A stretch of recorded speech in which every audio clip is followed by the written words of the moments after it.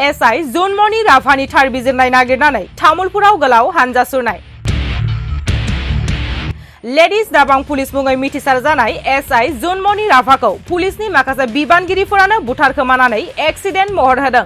SI जुनमणि राभाया गारिनि एक्सिडेन्टजों थैयाखै, बेखौ माखासे पुलिसफोरानो बुथारखोमादों। बे बाथ्राखौ गोख्रों अजद होदों दुलाराय राभा फरायसा आफादनि लोगो आफादगिरि दीपांकर राभाया। नगाव जिल्लानि एसपि लीना डलेनि बिथोनजोंनो एसआई जुनमणि राभाखौ बुथारदों। बेनि थाखाय सीबीआईआ थार बिजिरनायनि गेजेरजों लीना डलेखौ हमनो नांगौ आरो गोख्रों साजा होनांगौ होनना दाबि खालामो आरसुनि लोगो आफादगिरि दीपांकर राभाया। बाक्सा जिल्लानि तामुलपुराव एसआई जुनमणि राभानि थार बिजिरनाय नागिरनानै दुलाराय राभा फरायसा आफाद, तामुलपुर जिल्ला राभा आइजो परिषद, तामुलपुर जिल्ला राभा साहित्य सभाजों लोगोसेनो एबसु, आसु, एमबिएमसु, आख्रासु बायदि बायदि आफादफोरा गोलाव हानजा सुरनायनि गेजेरजों आसाम सरकार आरो पुलिस बिफाननि हेंथायै गोख्रों खुद्रिसारनायखौ दिन्थिदों।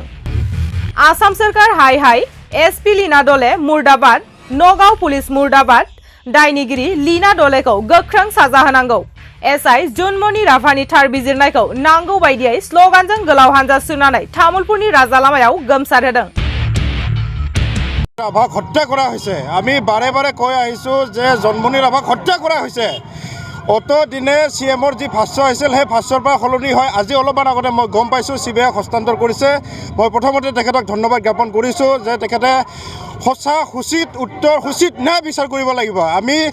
আমি ৰৈ নাথাকোঁ। আজি তামোলপুৰত এই প্ৰতিবাদী কাৰ্যসূচীটো হৈছে। আমি সমগ্ৰ অসমতে এই প্ৰতিবাদী কাৰ্যসূচী যদি উচিত তদন্ত নহয় আমি সমগ্ৰ অসমতে প্ৰতিবাদী কাৰ্যসূচী ৰূপায়ণ কৰাৰ কাৰণে কুণ্ঠাবোধ নকৰিম। আমি ইয়াতে অমিতাভ ৰাভাৰ শ্বহীদ বিধি আছে, শ্বহীদ বিধিৰ পৰা মটঙা চক পাৰ হৈ আমাৰ শ্ৰদ্ধাৰ লেহবৰ ছাৰৰ ফিল্ডলৈকে আমি আগবাঢ়িম।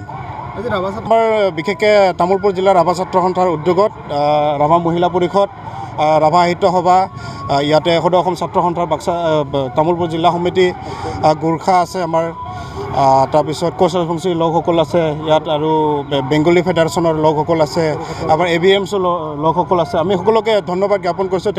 তেখেতসকলে খুব সুন্দৰভাৱে সহযোগিতা আমাক জনাইছে। আমি we want justice, we will never, মানে এই ক্ষেত্ৰত আমি কোনো পধ্যে কুণ্ঠাবোধ নকৰোঁ। ইয়াৰ CBI তদন্ত লাগিব, ন্যায় লাগিব, ঘৰখনে ইয়াৰ উচিত তদন্ত বিচাৰ কৰি এটা সঠিক উত্তৰ সঠিক ন্যায় পাব লাগিব। আৰু মই ইয়াতে সংবাদ মাধ্যমৰ জৰিয়তে অসম চৰকাৰলৈ এইটো এটা ৰিকুৱেষ্ট কৰিছোঁ যে তেখেতসকলে যিখিনি টকা ঘৰৰ পৰা কৰায়ত্ব কৰি লৈ গৈছিলে সেই টকাখিনি ঘৰখনক ঘূৰিয়াই দিয়ক। তেওঁলোকৰ মাকে বাৰে বাৰে কৈ আছে হাঁহ ছাগলী কুকুৰা বিক্ৰী কৰি সেই পইচাখিনি জমা কৰি ৰাখিছিলে, কিন্তু সেই পইচাখিনি অসম চৰকাৰে নিয়াৰ যুক্তিযুক্ততা ক'ত? সেই পইচাখিনি তেখেতসকলক অতি সোনকালে ঘূৰাই দিব লাগে আৰু ভিক্টিম পৰিয়াললৈ মিনিমাম 10 লাখ এটা কম্পেনচেশ্যন দিব লাগে। ইতিমধ্যে 4গৰাকী আৰক্ষী বিষয়াক ৰিজাৰ্ভ পোষ্ট কৰিছে, কিন্তু ৰহস্যভাৱে লীনা ডলে যিগৰাকী এছপি তেওঁক কোনো ধৰণৰ ব্যৱস্থাই লোৱা নাই। সেইটোতো কৈ আছোঁ। এজন আপোনালোকে সকলোৱে জ্ঞাত এখন জিলাৰ এজন এছপিৰ নিৰ্দেশ নহ'লে কোনো এজন মানে গোটেই টিমটো লগ হৈ যিহেতু মাৰ্ডাৰ কৰিছে, এজন এছপিৰ অৰ্ডাৰ নাথাকিলে তেওঁলোকে এনেকুৱা কাম এটা কৰাৰ কাৰণে কেতিয়া সাহস নকৰে। একমাত্ৰ এছপিৰ এইটো ফুল্লি অৰ্ডাৰ আছে, তেখেতে ইনষ্ট্ৰাকশ্যন দিছে কেনেকৈ কি কৰিব লাগিব। আমি বাৰে বাৰে দাবী জনাই আহিছোঁ যে CBIৰ তদন্তত লীনা ডলেকো আনিব লাগে। তেখেতে কাৰোবাৰ ছত্ৰছায়াত মুখ ভংগ কৰি এই গোটেই কেছটোক থৰবাৰ কৰিব বিচাৰিছে নেকি? আমি কেতিয়াও সহ্য নকৰোঁ। আমি বাৰে বাৰে দাবী জনাই আহিছোঁ CBIৰ উচিত তদন্ত হওক, জাষ্টিছ পাব লাগে। আমি কেতিয়াও কুণ্ঠাবোধ নকৰোঁ। গাফিলতি, গৃহ বিভাগৰ চূড়ান্ত ব্যৰ্থতা আৰু এই ব্যৰ্থতাই অসমৰ ৰাইজৰ নিৰাপত্তাৰ প্ৰতি ভাবুকি আনিছে। যি গৃহ বিভাগৰ খুদ SI এজনৰ যদি নিৰাপত্তা নাই, তাত অসমৰ ৰাইজৰ কেনেকুৱা ধৰণৰ নিৰাপত্তা থাকিব? আজি যিগৰাকী SP, এই SP গৰাকীৰ ওপৰত কোনো ধৰণৰ ব্যৱস্থা এতিয়ালৈকে গ্ৰহণ কৰা নাই। এই SP গৰাকী কাৰ আশীষ ধন্য হৈ তাত SP হৈ আছে? এই SPৰ দিনা জন্মনি ৰাভাৰ যিদিনা মৃত্যু হৈছিল, মৃত্যু হোৱাৰ দিনা এই লীনা ডলে নামৰ SP গৰাকীয়ে কোৱাৰ্টাৰত যি ধৰণৰ চাৰ্চ কৰিছিল, কোৱাৰ্টাৰত যি ধৰণৰ ৰেইড কৰিছিল, এই ৰেইড কৰাৰ অৰ্থ কি আছিল? লীনা ডলে যদি জন্মনি ৰাভাক মাতি পঠিয়াইছিল সন্ধিয়া, তাৰপিছত জোনমণি ৰাভা ক'লৈ গ'ল এই কথাৰ উত্তৰ লীনা দলে দিব লাগিব। লীনা দলে হাৰি যাব নোৱাৰিব।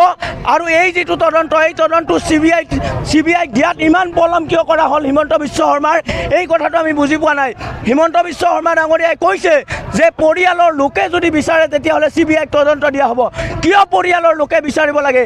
তেওঁৰ গৃহ বিভাগৰ SI এজনৰ মৃত্যু হৈছে আৰু এই মৃত্যুক লৈ যথেষ্ট আনুষংগিক কথা বতৰাবোৰ আমি দেখি গম পাইছোঁ যে এই মৃত্যুটো সহজ মৃত্যু নহয়, এই মৃত্যুটো এটা অসহজ মৃত্যু আৰু এই অসহজ মৃত্যুৰ CBI তদন্ত আৰম্ভণিতে দিব লগা আছিল। আৰু আমাৰ এতিয়া সন্দেহ হৈছে এই তদন্তটোৰ জৰিয়তে ইতিমধ্যে প্ৰমাণ কিছু নষ্ট কৰা হৈছে আৰু এই প্ৰমাণবিলাক নষ্ট কৰিছে CIDয়ে। আৰু এই প্ৰমাণ যদি নষ্ট হোৱা নাই তেতিয়াহ'লে এই CID ইনকুৱাৰীটো কিয় আগতে দিয়া হোৱা নাছিল? এইটো আমাৰ হিমন্ত বিশ্ব শৰ্মা ডাঙৰীয়াৰ প্ৰশ্ন। জোনমণি ৰাভাই ন্যায় পাব লাগিব। এগৰাকী খিলঞ্জীয়া ছোৱালীয়ে এনেধৰণৰ অপমৃত্যুক আমি কেতিয়াও সহ্য নকৰোঁ। এয়া আমি তামোলপুৰৰ পৰা স্পষ্টকৈ আহ্বান জনাইছোঁ। এই আন্দোলন অতি তীব্ৰতৰ হ'ব, এই আন্দোলন অতি ভয়ংকৰ হ'ব। কোনো কাৰণতে শাস্তি নহয়, ৰিজাৰ্ভ ক্লজটো শাস্তি হ'বই নোৱাৰে।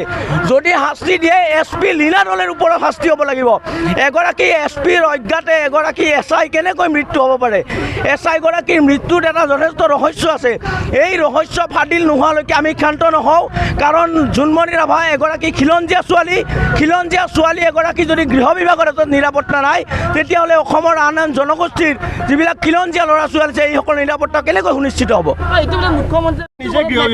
মুখ্যমন্ত্ৰীৰ কথাবোৰ চালে বেৰে কোবোৱা হৈছে। প্ৰথম দিনা যেতিয়া মুখ্যমন্ত্ৰীক সোধা হৈছিল মুখ্যমন্ত্ৰীয়ে কৈছে যে এই বিষয়টো SP আৰু DCয়ে উত্তৰ দিব। তাৰপিছত মুখ্যমন্ত্ৰীয়ে এই কথাটো কোনো ধৰণৰ গুৰুত্ব দিয়া আমি দেখা পোৱা নাই। য'ত SP গৰাকী নিজেই জড়িত বুলি আঙুলি উঠিছে, অসমৰ চৌদিশে প্ৰতিবাদ হৈছে যে লীনা দলে জড়িত আছে। সেই ইনকুৱাৰী এটা আকৌ মুখ্যমন্ত্ৰীয়ে তেওঁৰ ওপৰতে দায়িত্ব দি তেওঁ দায়িত্ব সাৰিব খুজিছে। এতিয়া 4 গৰাকীক ৰিজাৰ্ভ ক্লজ কৰা হৈছে। 4 গৰাকীক ৰিজাৰ্ভ ক্লজ কৰাটো কোনো কাৰণতে শাস্তি নহয়। শাস্তি হ'ব লাগিব লীনা দলেৰ ওপৰত। লীনা দলে কেনেকৈ নিৰ্দোষী হৈ বাচি আছে? লীনা দলেৰ ওপৰত যেতিয়ালৈকে শাস্তি নহয় তেতিয়ালৈকে আমি ক্ষান্ত নহওঁ।